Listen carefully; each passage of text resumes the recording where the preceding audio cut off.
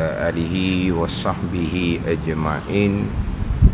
رب اشرح لي صدري ويسر لي أمري واحلل عقدة من لساني يفقهوا قولي. سبحانك لا علم لنا إلا ما علمتنا إنك أنت العليم الحكيم. ولا حول ولا قوة إلا بالله العلي العظيم. Kitab Fathul Mu'in, muka surat 72, petok yang ketiga daripada bawah. Qala al-muallifu rahimahullahu ta'ala wa nafa'ana bi'ulumihi amin. Wa lam yubayyinu hukma ghairil habbi. Qala shaykhuna walladhi yazharu annahu in taghayyara an halihi qabla al-bala'i walau yasiran fanajisun wa illa famutanajisun. Dalam pada itu tidak mereka, yakni di kalangan ulama-ulama fiqh, menerangkan hukum selain daripada biji-bijian yang mana terdahulu dibicarakan berkaitan dengan binatang berok. Binatang berok beserta dengan tahi binatang ada biji-bijian. Yang saya sebut minggu lepasnya umpama kopi. Kopi musang itulah, yang mana musang berok di dalam tahi itu ada kopi, ada bijian kopi. Kita bicara hak minggu lepasnya. Pembicaraan asal adalah berkaitan dengan benda-benda yang dihukumkan najis. Didatangkan benda-benda yang dihukumkan najis, kemudian akan didatangkan pula kaifiyah, cara-cara untuk menyucikan najis. Jadi terlebih dahulu didatangkan perkara yang dihukumkan najis dimulai dengan tahi dan air kencing. Walaupun daripada burung, walaupun daripada ikan, walaupun daripada belalang, sekalipun tahi air kencingnya dihukumkan najis, walaupun tahi itu keluar daripada binatang halus sahaja. Dia panggil binatang yang tidak ada darah mengalir. Dia panggil binatang yang tidak ada darah mengalir. Mana binatang kecil, tidak ada darah mengalir. Mana kalau ada darah pun, darah terpercik begitu saja. Itu dipanggil binatang halus. Binatang halus ni dipanggil binatang yang tidak ada darah mengalir. Dengan bahawa apabila terpotong satu anggota binatang ni, tidak ada darah yang mengalir. Kalau ada darah pun hanya terpercik halus-halus saja. Itu dihukumkan binatang kecil. Dihukumkan binatang kecil ni binatang yang mana terpotong anggota dianya, tidaklah keluar darah yang terpancar-pancar, yang mengalir, tidak. Mana contohnya? Umpama cicak pun sama. Kalau terpotong anggota, ada darah tapi bukan darah yang mengalir, darah yang hanya terpercik halus-halus, maka dihukumkan binatang kecil. Yang mana nanti akan bicaralah pulaknya berkaitan dengan bangkai binatang yang binatang yang tidak ada baginya darah yang mengalir. Maksud apa di situ? Maksudnya binatang kecil. Binatang yang darahnya mengalir, makna kalau anggota tubuhnya terpotong, keluar darah yang terpancar, itu darah mengalir dia panggil. Itu dihukumkan binatang besar. Jadi nanti dia akan bicara berkaitan dengan bangkai daripada binatang yang halus. ataupun disebut dengan bangkai daripada binatang yang darahnya tidak mengalir. Terkadang tak ada darah pun. Macam contohnya nyamuk. Nyamuk ada darah. Hak nyamuk hak lapar tu lah. Nyamuk lepas isap darah kita tu adalah darah. Baru diisap darah kita. Asalnya darah nyamuk hak belum hisap darah kita tu, kita katok nyamuk tu, bangkai dia tak ada darah langsung. Semut tak ada darah langsung. Tapi kalau macam lipas ada darah, tapi cicak ada darah, tapi darah yang tidak mengalir dipanggil. Itu dipanggil binatang kecil. Macam mana dengan bangkai binatang kecil? Maksud dia gitu. Dengan sembahyangnya macam mana? Macam mana kalau di dalam air yang sedikit tiba-tiba jatuh bangkai binatang yang halus ke dalamnya? Sebab bangkai walaupun daripada binatang yang darahnya tidak mengalir, dengan bahawa binatang yang halus, bangkai tetap najis. Sebab bangkai yang tidak najis hanya 3: manusia, ikan dan belalang. Itu sahaja 3 bangkai yang tidak dihukumkan najis. Berarti walaupun binatang tu halus, umpama nyamuk, umpama semut sekalipun, bangkainya adalah najis. Ini kadang-kadang kita bangkai binatang halus najis juga ke? Dia binatang halus saja. Macam sebut minggu lepas lah, sipir ada kan? Apa sipirnya? Apa? Formula ke apa panggil? Formula lain tau. Formula 1 betul lain tu. Sipir ada sipir kan? Ke sekolah tak jauh. Tiap-tiap bangkai najis sekaliannya, melainkan bangkai manusia, ikan dan belalang. Tiap-tiap binatang hidup suci sekaliannya, melainkan anjing, babi yang diperanakkan daripada keduanya. Kan gitu? Tak ada sekolah. Sipir tu tak ada. Jadi bangkai najis, melainkan manusia, ikan dan belalang. Berarti bangkai binatang halus, bangkai binatang yang tidak ada darah mengalir baginya, najis. Macam mana dengan sembahyang? Kalau nyamuk yang kita pukul, kita ingat ke nyamuk tu jatuh dah lah. Masuk dalam poket baju kita nyamuk hak kita pukul tadi, terlekat di lipatan pakat baju kita, tak jatuh. Maknanya bangkai nyamuk tu kita tanggung bangkai nyamuk dalam sembahyang, najis. Sembahyang kita macam mana? Ada ni, sembahyang kita tidak sah, batal sembahyang kita sebab najis. Halus je nyamuk, bangkai najis, melainkan manusia, ikan dan belalang. Kita rasa pandai kita dah. Hak kecil-kecil gitu pun tak tahu kita nak. Kalau timbul persoalan kepada diri kita sendiri, Allah, bangkai nyamuk masuk dalam poket, macam mana semayang saya tadi? Sudah semayang baru perasan ni, nyamuk yang kita pukul tadi masuk dalam poket. Macam mana semayang saya? Kalau timbul masalah seumpama tu, macam mana kalau tak ada ilmu? Tanya pula orang lain.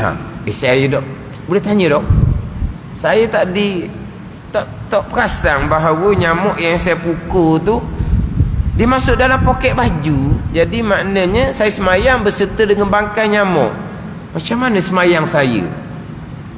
Kalau semayang tak sah, kadang saya kena semayang semula. Kalau semayang tu sah, tak apalah. Tanya pula hak, saya pun tak tahu.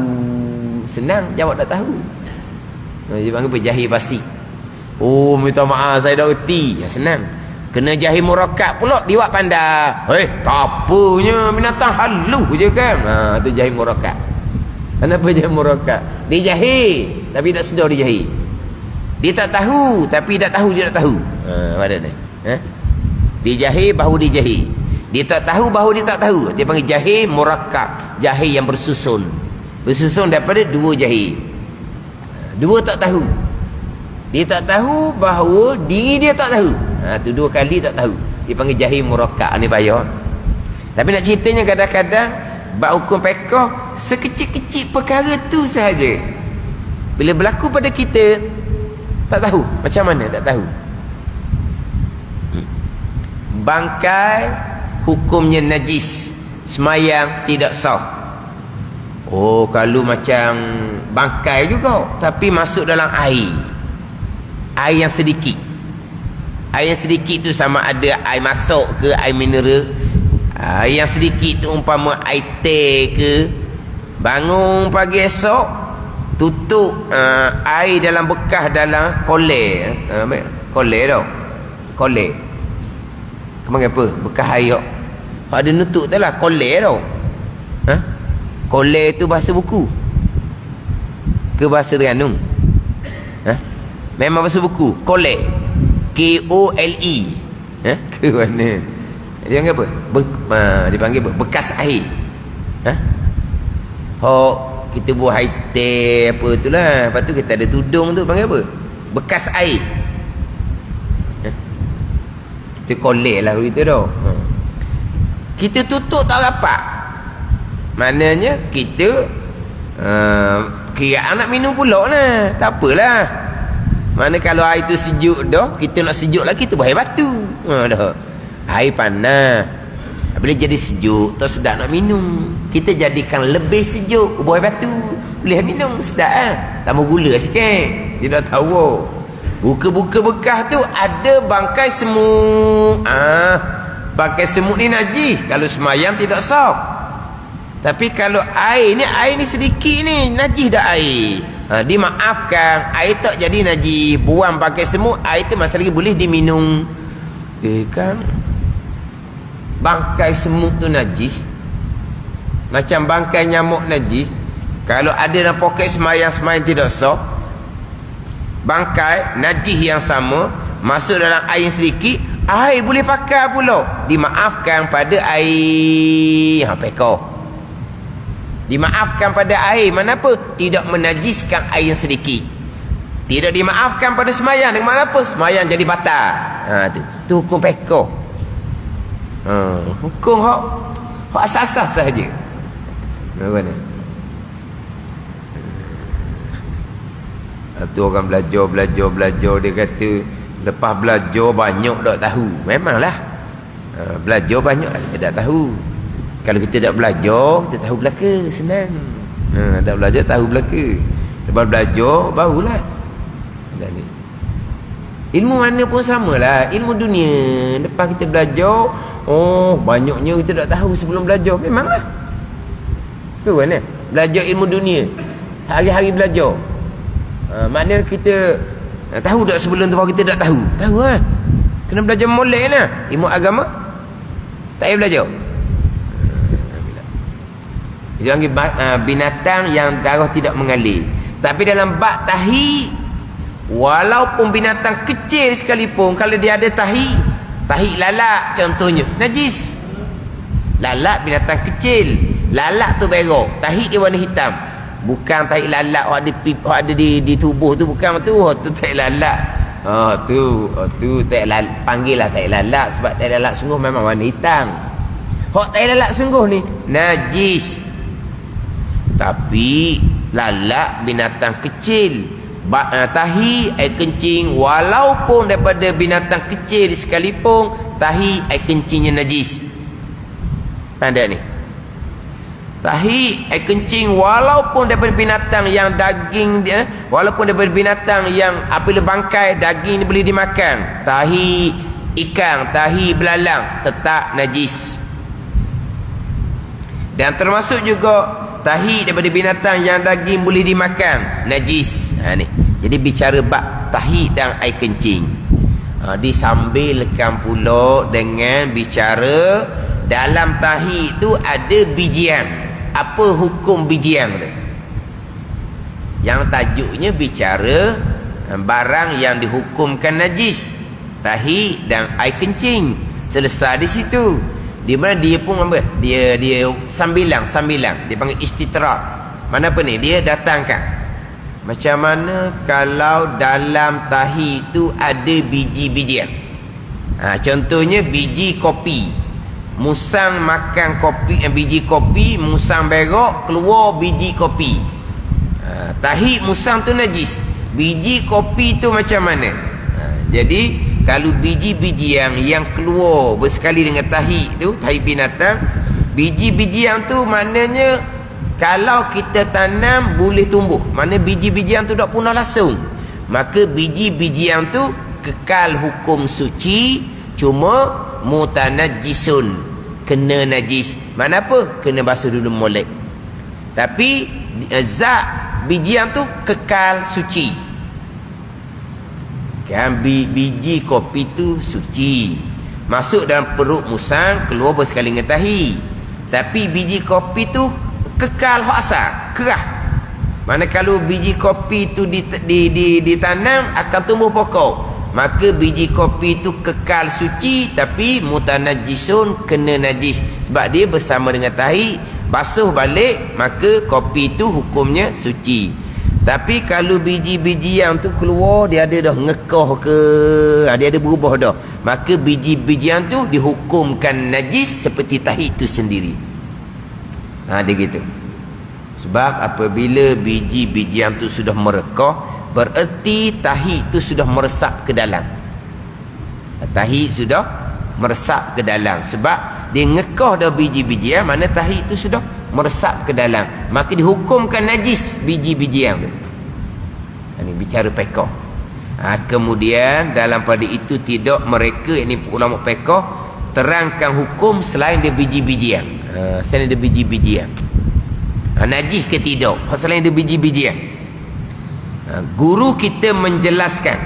Guru kita ni kalau dalam kitab Fathul Mu'in adalah Syekh Ibnu Hajar Al-Haytami. Kalau sebut tu guru kami dalam kitab Fathul Mu'in adalah Syekh Ibnu Hajar Al-Haytami. Yang terjelas, yang zahir, aili bagi aku, kata Ibnu Hajar, jika pada biji itu, jika pada biji itu, dia nak gini, jika pada selain biji-biji yang itu, selain biji yang sesada bicara sekarang ni, selain daripada biji-bijian yang ada sekali dengan tahi itu, apa dia? Nak payah dah, tak ada benda lain dah, tahi je lah. Kalau ada bersekali dengan tahi, sekarang ni tak ada dah. Kalau zaman dulu lah cacing. Kalau zaman dulu cacing je dah. Zaman sekarang tak ada dah cacing. Zaman dulu kan ada cacing kan. Tu bersekali dengan tahi tu. Apa hukum cacing tu? Cacing tu tak najis. Itu binatang hidup, tak najisnya. Cacing tak najis, tapi dia kotor lah, dia pun tak najis sebab dia bersekali dengan tahi. Tapi najis tak cacing tu? Tak najis. Tapi cacing ni tak ada dah zaman sekarang. Sebab obat sekarang, obat cacing budak-budak, jadi cacing tu dia dihancur dalam perut. Tak gitu tau, dihancur dalam perut kan. Dia ada kan tempoh masa ni doktor akan bagi obat cacing, tapi cacing tu akan jadi hancur dalam perut. Jadi keluar tu tak ada cacing lah, maknanya tak sama dengan zaman dulu. Zaman dulu ni kita makan obat cacing, tak berok lah. Tak berok lah. Tak berok lah. Lepas tu macam mana? Tak berok lah. Lepas tu faham-faham lah. Akhirnya lah, mana boleh tak berok. Lepas tu meraung lah, keluar hidup-hidup. Badan ni budak-budak ni tak ada belaka ni. Mana tu? Kan dia keluar hidup-hidup, kena tarik keluar hidup-hidup, meraung lah budak, takut. Berok tak dah, tapi akhirnya kena berok juga. Tapi tak berok rasanya, selagi boleh dok. Tapi akhirnya boleh tahan lama mana? Dia pun keluar hidup-hidup. Atau kata meraung, kena tarik. Atau zaman dululah. Budak-budak lah ni senyum je. Dia tak ada pengalaman tu. Sebab dia makan obat cacing mati. Jadi kalau cacing tu macam nak hidup tu, najis apa? Dia binatang hidup, tak apa nak najis. Tapi mutan najis lah, sebab tubuh dia bersekali dengan tahi. Tapi selain daripada biji-bijian, apa yang ada sekali dengan tahi? Ayah nak cerita ke tak kepada dia? Jika pada selain biji-bijian itu, jika pada selain, jangan pada biji tu, selain biji-bijian. Nak contoh tu lah. Apa dia contoh? Apa dia contoh selain dia biji-bijian?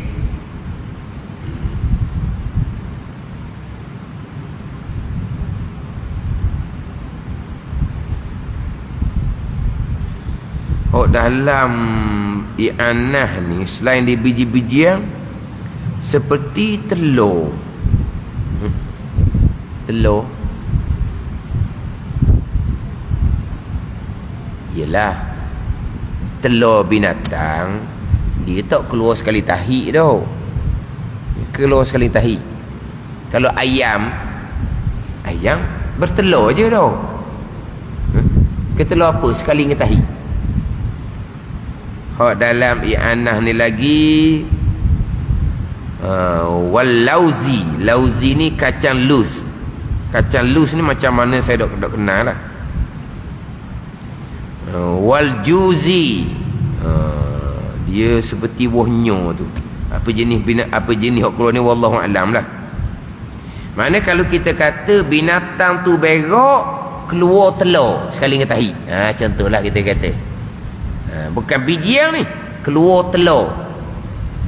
Kemudian hak wal lauzi tu kacang luz, saya tulis je kacang luz ni apa benda barang tak kenal. Keluar telur. Jadi jika pada selain bijian itu, umpama telur lah, terdapat perubahan dengan sebelum ditelang, sekalipun hanya sedikit, maka termasuk benda najis. Kalau tidak, maka termasuk benda yang terkena najis. Telang ke apa pun tak kira lah. Dia keluar balik tu tak berubah langsung daripada hak asal hak dia makan, maka benda tu hukum mutanajisun, benda suci yang terkena najis. Basuh akan kembali suci semula. Tapi kalau keluar, maknanya masih lagi keluar dalam hak rupa asal, hak masa dimakan, ditelang tu, tapi sudah ada berubah sedikit daripada hak asal, maka hukum benda tu adalah najis. Dia gitu. Adapun telur ni, takkan ditelang telur, dia keluar telur tau. Ke macam mana contoh? Nak ceritanya, kita terdahulu bicara berkaitan dengan biji-bijian yang ditelang oleh binatang, keluar bijian berserta dengan tahi. Jadi kalau bijian tu masih kekal hak asal, dengan bahawa kalau ditanam akan tumbuh pokok, maka bijian tu hanya dihukumkan kena najis. Mana bijian tu dihukumkan suci tapi kena najis. Sama dengan kalau binatang ke orang ke samalah. Dia telang satu benda, dia makan satu benda, keluar ni mana tak hancur, tak hadam, tak hancur.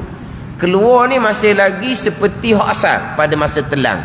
Maka kalau keluar ni seperti hak asal sungguh, tak ada berubah sikit apa, dihukumkan suci, kena najis. Kena basuh akan kembali suci lah.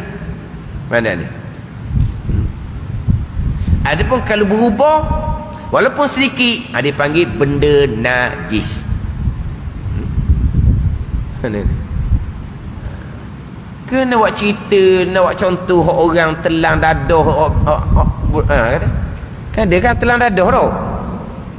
Dia telang dadah sampai di tempat dia pergi, dia pun makan julak, dia berak keluar balik. Ke mana tu? Hak telang dadah, telang pi tu kan. Lepas tu dia beberapa bekas molek lah, mana hak ditelang tu tak akan jadi jejah lah. Ke mana? Hak bedah dia kot, dia bedah dibubuh dalam perut tau. Ke macam mana? Hak pecah dalam perut, hak mati-mati tu kan. Ke hak tu drama je, filem je, bukan realiti. Dia bukan drama tau, bukan filem, itu realiti. Dia telang, lepas tu dia mana keluar tak berubah asal, mana benda tu tak hukum najis, tapi kena najis lah. Tapi puak ni tak kira kena najis tak najis ni. Dia dah dopih tak kira. Tapi nak cerita buat hukum pekau. Sekarang ni dia telang pi buah dalam plastik molek, maknanya Apabila maidah tu kisah tak akan jejah hak dia ditelang tu. Yang ada ni. Tak akan jejah. Kita telang obat, dia ada sarung tu sekejap je hancurlah. Hak ni dibubuh dalam benda yang mana benda tu takkan jadi rosak dengan maidah tu duduk kisah. Maidah perut besar tu kan dikisar kan. Lepas tu maknanya bila sampai masa dia berak, keluar hak asal, tak ada berubah apa-apa pun, benda tu dihukum mutanajjisun, benda suci yang kena najis. Basuh kembali suci lah, sebab dia benda suci.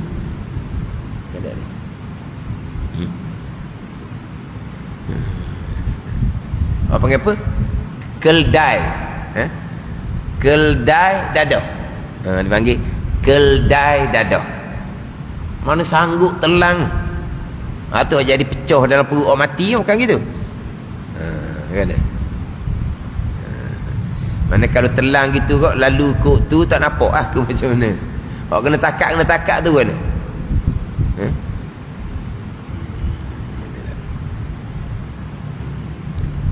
Jadi maknanya kalau ditelang sesuatu benda, ni bukan biji-bijian, dia berak keluar balik rupa asal, tidak ada berubah sikit habuk, dihukumkan benda suci yang kena najis.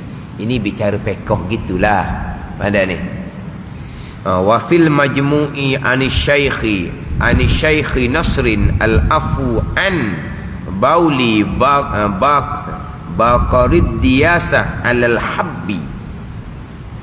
Di dalam majmu' bagi Imam Nawawi rahimahullah, daripada penjelasan Syekh An-Nashr,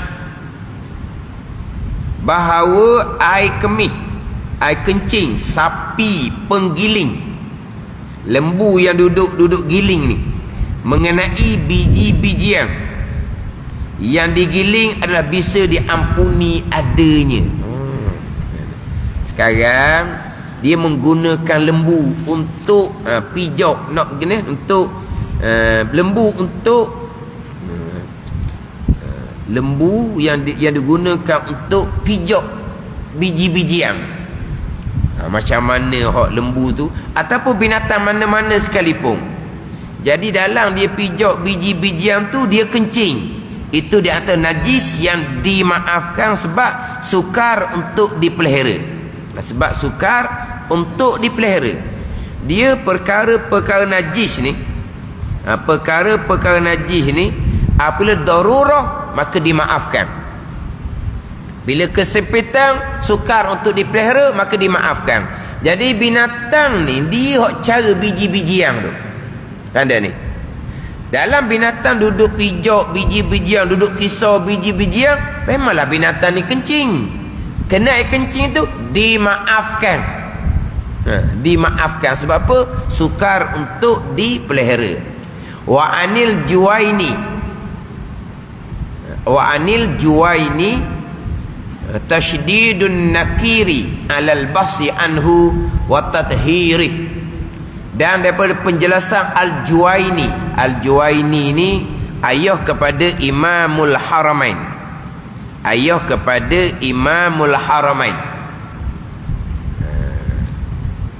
Ahmad Abu Muhammad bin Abdullah Al-Juwaini, ayah pada Imamul Haramain.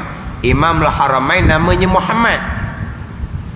Nama ayah Imamul Haramain Ahmad bin Abdullah Al-Juwaini. Daripada penjelasan Al-Juwaini, tampak sangat tidak setuju membahaskan kencing sapi tersebut dan tentang mensucikannya. Jadi maknanya Imam Juwaini ni dia tolak pandangan tadi yang menyatakan bahawa dimaafkan daripada air kencing lembu yang digunakan untuk pijak, untuk kisar akan biji-bijian. Tak dimaafkan. Macam nak air kencing, jagalah macam mana pun. Tu kata hak Juwaini. Tapi hak tadi, hak pandangan Syekh Nasrin mengatakan dimaafkan sebab sukar untuk pelihara. Wabah hasal Fazariyu al-afwa an ba'ril fa'rati iza waqa'a fi ma'i'in wa amman al-balwa bihi. Dan Al-Fazari membahaskan. Al-Fazari ni Tajuddin Abdullah bin Ibrahim Al-Fazari. Ini semua di kalangan Asy-Syafi'iyah, di kalangan ulama-ulama fiqh yang bermazhab Syafi'i. Di kalangan ulama-ulama fiqh yang bermazhab Syafi'i, membahaskan tentang diampuninya, dimaafkan tinja tikus, mana tahi tikus bila masuk ke dalam barang cair, dan hal itu telah menjadi bencana umum. Sekarang tahi tikus ni najis. Tahi tikus hukumnya najis. Tiba-tiba tahi tikus ni jatuh ke dalam benda yang cair, ma'i', benda yang cair. Benda cair ni air contohnya lah, tu ma'i', benda yang cair. Ada benda yang beku. Benda beku ni macam minyak sapi. Tu benda beku. Dia ma'i' ni benda cair. Dia jamik ni benda beku. Macam contohnya kita kata minyak sapi ya tau. Apabila jatuh najis ke dalamnya, contoh tahi cicak jatuh ke dalam minyak sapi, hak tu buang je lah tempat tu. Hak lain tak ada masalah sebab dia bukan cair, dia beku. Dia berbeza dengan air, berbeza dengan minyak masak. Itu dipanggil ma'i', benda yang cair. Benda cair ni apabila jatuh najis tu akan sekali dah lah. Kalau benda tu benda beku, najis jatuh, dia hanya merubahkan di kawasan dia je. Jatuh tak cicak atas minyak sapi, mana di kawasan itu mungkin berubahlah sifat najis. Kau nama contoh okay? Sodek apa ni, bagi apa ni?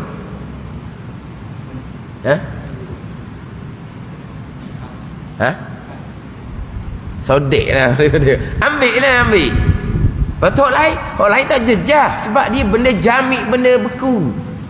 Ma'i', benda cair, air ke minyak masak ke, itu benda cair. Bila jatuh je najis, dia sudah sekali. Itu beza hukum. Jamik benda beku dengan benda ma'i', lain hukum. Jadi sekarang ni dalam air, dalam minyak masak, pandai ni, benda cair ni termasuk dalam kuah gula. Itu semua benda cair belaka tu. Tiba-tiba jatuh tahi tikus. Jatuh tahi tikus dalam keadaan umum balwa dipanggil. Maknanya payah nak pelihara sebab tikus ni terlampau banyak. Maknanya meratai. Balak dengan tahi tikus ni meratai. Nak jaga payah. Buang ada pula, payah nak jaga. Maka jatuh tahi tikus tadi dalam benda yang cair, umpama air, umpama minyak, dimaafkan, tidak menajiskan air, tidak menajiskan minyak, buang saja tahi itu. Asalnya bila jatuh tahi, umpama tahi tikus ni ke dalam benda cair, kalau benda cair tu air, kalau sedikit automatik dihukumkan najis walaupun tidak berubah. Kalau benda cair tu umpama minyak masak, itu benda cair, umpama minyak masak, hak tu walaupun 1 deram sekalipun, walaupun berapa liter sekalipun, hukumnya najis walaupun tidak berubah sekalipun. Itu kuasa dia. Dia benda cair ni air lain. Benda cair ni macam minyak masak lain. Sebab apa lain? Sebab air ni boleh menyucikan najis. Air ni boleh digunakan untuk mengangkat hadas. Adapun minyak masak benda cair juga, dia boleh menyucikan najis. Tidak boleh. Dia boleh mengangkat hadas. Boleh ambil sembahyang tak dengan minyak masak? Tak boleh. Padahal ni nak ambil sembahyang dengan minyak masak mahal. Mana tak boleh lah maknanya. Maka dia berbeza hukum. Air, benda cair, air, Jatuh tahi ke dalamnya, air ni sedikit ke banyak? Air sedikit tak sampai 2 kolah, air tu dihukumkan najis walaupun tidak berubah sekalipun. Ada ni. Air tu banyak, kalau tidak berubah, air tu kekal hukum suci lagi menyucikan. Berbeza dengan benda cair umpama minyak. Banyak mana sekalipun minyak tu, walaupun 10 kolah sekalipun minyak tu, jatuh tak cicak, jatuh tak tiku, maka najis sekaliannya. Dia gitu. Tak ada pakai dah. Kena cuah dah. Minyak masuk tu. Tak pakai. Kan 2 kolah lebih. 2 kolah ni air, bukan minyak. Ma'ik benda cair tapi air. Tak apa beza air dengan minyak? Air ni dia boleh menyucikan najis. Minyak tidak boleh menyucikan najis. Air boleh digunakan untuk mengkadah, minyak tidak boleh digunakan untuk mengkadah. Dia lain tu. Air sukar untuk dijaga. Air kan sukar untuk dijaga, sebab air ni biasa di tempat yang terdedah. Macam kita kata beldi tak ada penutup, kolah tak ada penutup. Berbeza dengan minyak. Minyak ni biasanya akan diletak atas bekas yang ada penutup. Itu lain hukum. Mana kalau tahi jatuh dalam umpama minyak, walaupun minyak tu 1 deram sekalipun, hukumnya najis, kena cuah. Dia gitu. Tiba-tiba umum balwa, maknanya tahi tikus ni terlampau banyak. Tahi tikus ni terlampau banyak, payah nak jaga, tidak menajiskan cairan tadi sama ada air ataupun umpama minyak masuk. Buang je tahi tu, air tu masih boleh digunakan walaupun air sedikit. Minyak masuk masih lagi boleh digunakan. Jikalau umum balwa kenapa? Meratai. Mana rata. Nak pelihara daripada tahi tikus ni, Allah payahnya lah. Macam setengah-setengah tempat. Tahi burung, ada tempat yang mana sampai ke gelap. Apabila burung tu datang, gelap. Pada ni gelap, ramai sangat burung. Maka tahi ni nak jaga macam mana? Boleh jaga tahi dia oleh kerana terlampau banyak, maka tahi ni dimaafkan pada ni. Sebab apa? Sebab tak nak jaga dah, terlampau banyak, maka dimaafkan. Tahi burung ni najis, tapi dah nak jaga macam mana? Pada ni dia benda najis sekalipun, bila sudah terlampau banyak yang payah kita nak jaga, dimaafkan lalu. Contoh. Tapi sekarang ni jarang-jarang nak jumpa dah sekarang ni. Kel katu. Kel katu ke ker katu. Yang kita panggil katu tu lah. Bukan panggil katu, bukan hantu. Kel katu. Mana tu? Kel katu. Kenal kan? Dia lepas hujan tau. Lepas hujan. Kel katu ni, dia sayap dia tu cabut. Sayap tu cabut. Ibu kel katu hidup, bukan bangkai. Ibu kel katu dia hidup, akhirnya dia bangkai lah. Tapi sayap kel katu tu cabut masa kel katu masih lagi hidup. Apa hukum sayap tu? Sayap ketika berada bersama dengan kel katu suci, sayap suci. Tapi kel katu tak boleh dimakan. Tapi kel katu suci. Sebab binatang najis anjing dan babi sahaja. Binatang hidup yang najis anjing dan babi sahaja. Kel katu termasuk binatang hidup yang suci, tapi tidak boleh dimakan. Ada ni. Tiba-tiba kel katu yang hidup yang bukan bangkai tadi cabut dia punya sayap. Apa hukum sayap dia? Sayap kel katu tak apa hukum? Ni kita kata timbul masalah, cengang, tak tahu nak jawab. Kata pandai pekoh. Kena banyak tak pandai. Apa hukum sayap kel katu? Apa hukum? Tu balik pada sipir ya. Sipir dalam kitab Hidayatus Sibyang saya sebut lepas kan. Bukan dalam kitab Hidayatus Sibyang. Hidayatus Sibyang petunjuk bagi kanak-kanak. Itu ilmu tahap kanak-kanak. Kalau ilmu ni kita dah erti, kita bukan kanak-kanak tapi bayi. Kau dah kanak-kanak bayi lah.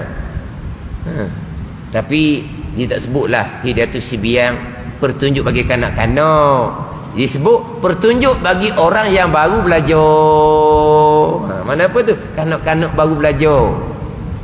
Dalam tu ada sipir.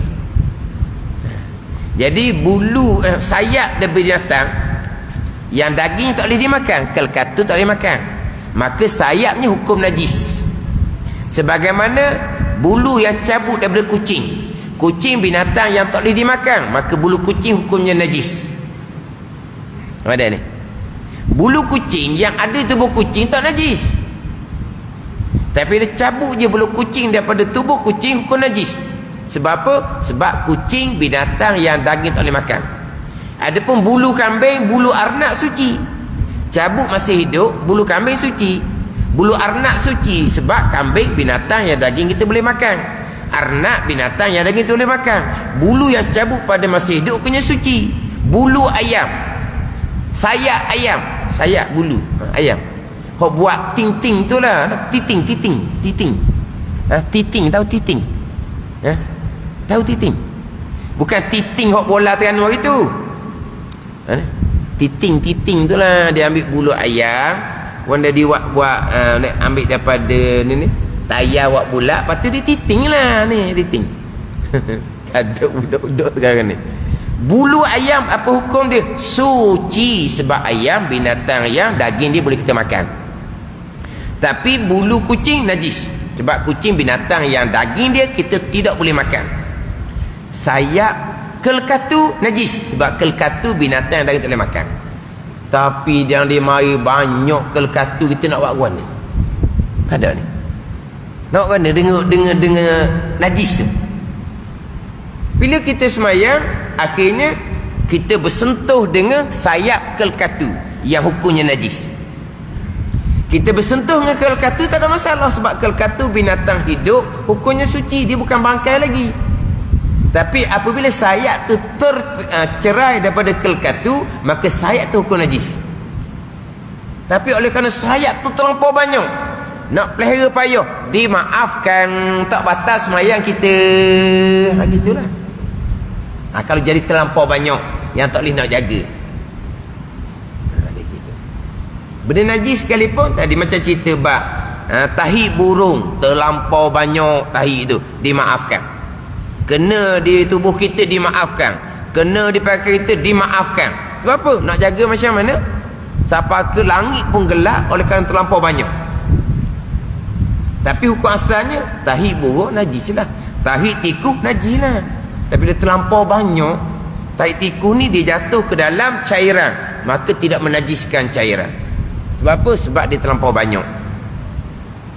Badan ni dia apabila iza daqat tas'a, bila sempit jadi luas.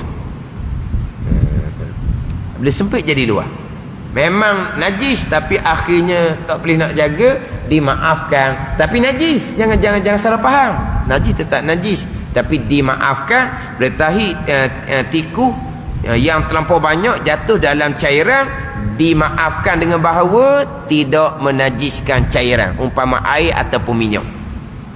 Tapi tahi itu najis, buang. Jangan makan tahi itu pula, buang. Tapi dimaafkan, mana apa dimaafkan? Tidak menajiskan cairan, umpama air, umpama minyak. Ada pun benda yang beku, benda beku ni kalau tidak umum baluar pun tak ada, boleh jaga je. Tiba-tiba jatuh tahi tikus dalam minyak sapi, tak ada masalah tu. Sebab apa? Sebab dia benda beku, buang di tempat najis, orang lain tidak terjejas, sebab dipanggil benda yang beku. Dia tak sama dengan benda ma'ik, benda yang cair, umpama air, umpama minyak. Ni hukum hakam pekoh. Hukum hakam pekoh. Dalam Fathul Mu'in ni kita kata kok, banyaklah hukum hakam yang kita tidak temui dalam kitab-kitab yang lain. Sebab tu pondok di antara kitab yang wajib ada adalah Fathul Mu'in. Sebab dalam ni akan kita jumpa masalah yang tidak ada dalam kitab fiqh yang lain. Gitu je lah. Dia ada keistimewaan masing-masing lah. Kitab fiqh lain ada keistimewaan dia. Kitab Fathul Mu'in ada keistimewaan dia. Tapi Fathul Mu'in ni memang di antara kitab yang wajib ada dalam pengajian pondok.